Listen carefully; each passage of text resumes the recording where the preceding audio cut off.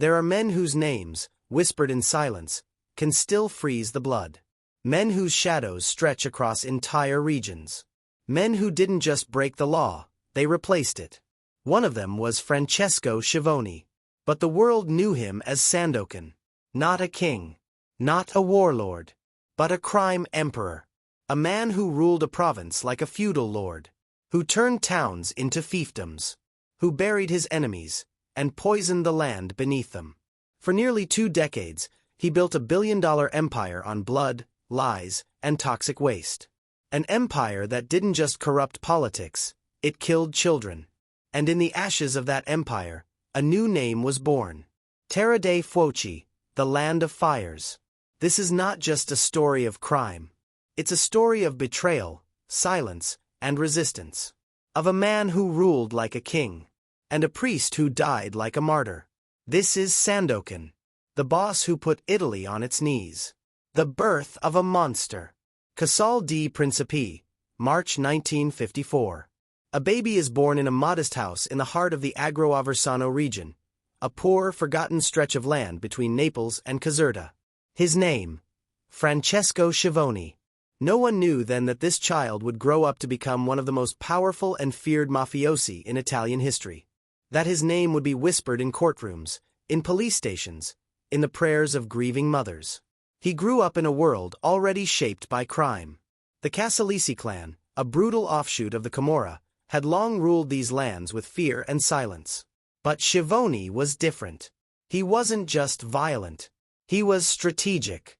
And he had a vision, to build a criminal state, not just a gang. By the 1970s, young Francesco entered the orbit of Antonio Bardolino, the legendary boss who transformed the Casalesi from street thugs into a criminal corporation. Bardolino had a radical idea. The future of the Camorra isn't in drugs or extortion. It's in politics, in contracts, in power. He taught Schiavone a dangerous lesson. It's better to have a mayor in your pocket than 100 killers at your door. And Schiavone learned fast. He studied how to manipulate elections, how to infiltrate public contracts, how to turn businessmen into puppets. He wasn't just a criminal. He was becoming a kingmaker. Then, in 1988, everything changed. Bardolino was assassinated in Brazil, where he'd fled to escape justice. The killer? His own lieutenant, Vincenzo De Falco, known as the Fugitive. Schiavone refused to accept this betrayal. And so began a war. The Aversa became a battlefield. Gunfire in broad daylight. Bodies left in ditches. Families torn apart. Schiavone and his loyal ally, Francesco Bidognetti, Cicciotto e Mezzanot, launched a brutal campaign to eliminate De Falco and his allies. It wasn't just revenge. It was cleansing. A purge. And when De Falco was finally lured into a trap, under the pretense of peace, he was executed like a dog. With his death, the resistance collapsed. And from the bloodshed, a new empire rose. At its head, Francesco Schiavone, now the undisputed boss of the Casalesi. Now, Sandokan. The name came from a strange irony.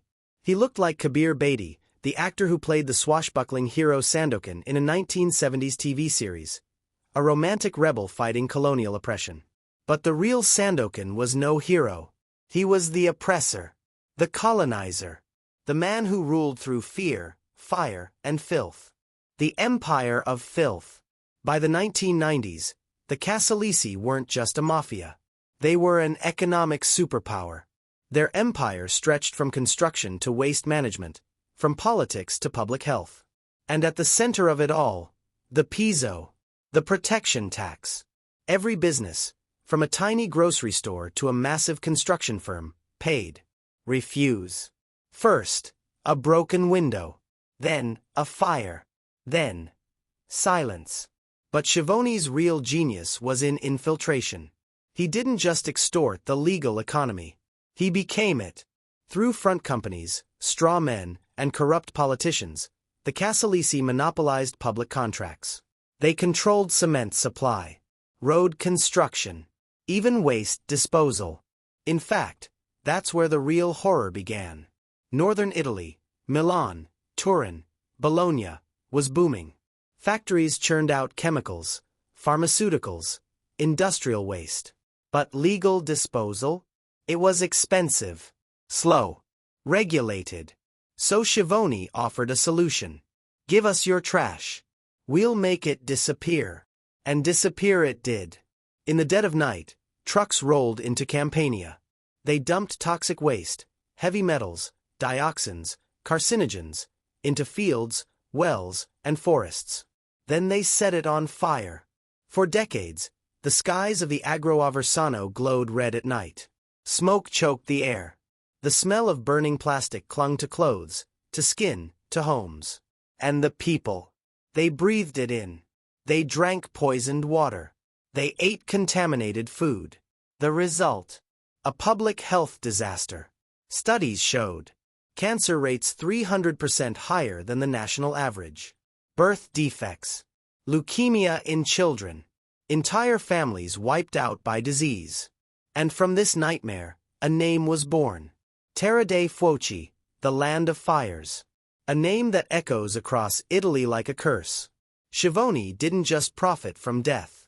He engineered it. And he did it with the help of big business. Companies from the north who looked the other way for a 70% discount on waste disposal. It was a perfect system, one Pentito later said. They got rich. We got richer. And the peasants got sick. The state within a state. Schiavone didn't just control the economy. He controlled politics. The Casalesi didn't bribe politicians. They created them. They selected candidates, financed campaigns, delivered votes, and in return, public contracts, legal protection, and silence from the courts. In some towns, it was impossible to tell where the state ended and the mafia began. Schiavone ruled like a king. He lived in a luxury villa in Casalesi Principe, a fortress with surveillance, panic rooms, and a secret bunker hidden behind a hydraulic wardrobe. From there, he directed an empire. And yet, he was never seen, never photographed, never caught, because he had eyes everywhere. Police informants, judges on payroll, even journalists on his payroll. He was a ghost, a myth, a man who ruled an entire province from the shadows. But in a world of silence, one voice rose.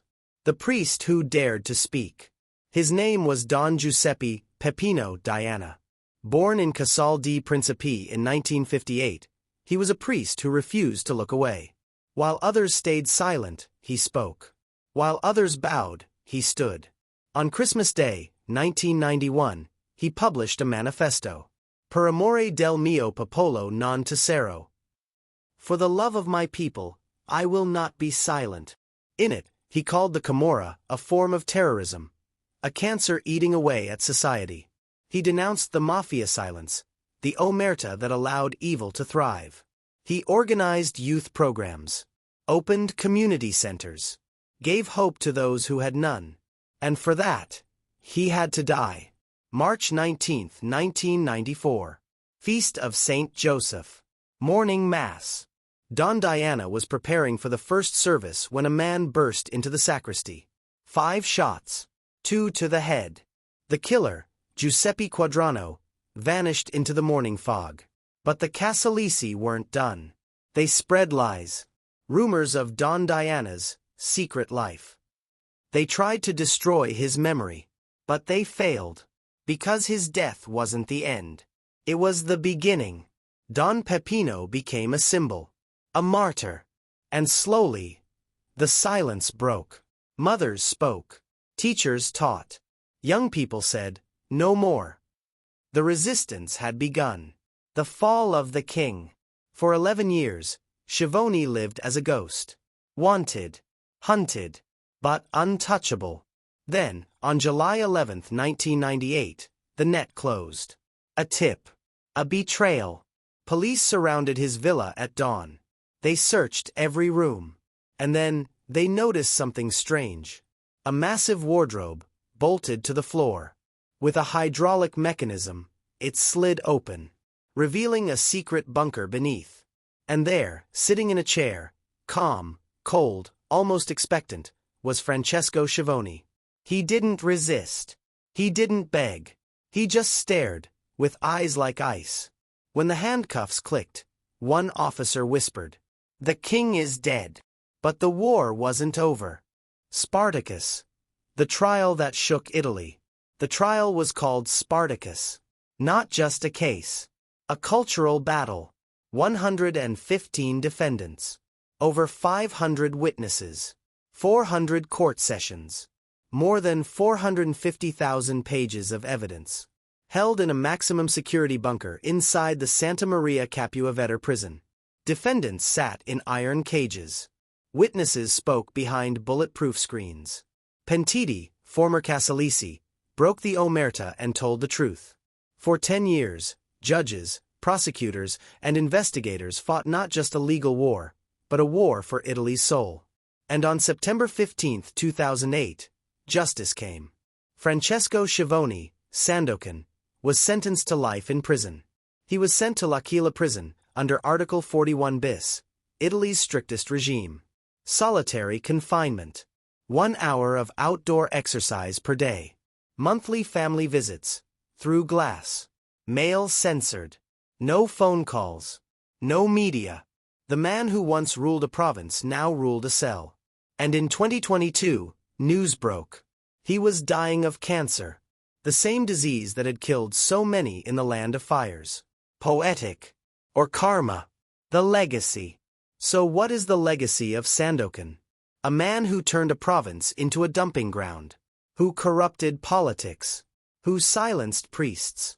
Who killed with fire and poison. But also, a man who was finally defeated. Today, the land of fires still bears the scars. But there are signs of hope. Confiscated mafia estates have become organic farms, youth centers, libraries. Schiavone's own villa?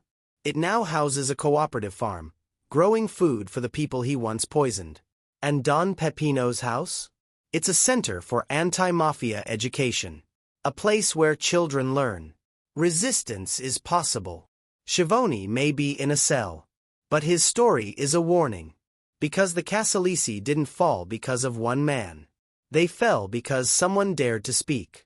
And in the end, that's the most dangerous weapon of all. Because in the land of fires, the light always returns. Sandokan, the boss who poisoned a nation. Based on true events. A story of power, poison, and resistance.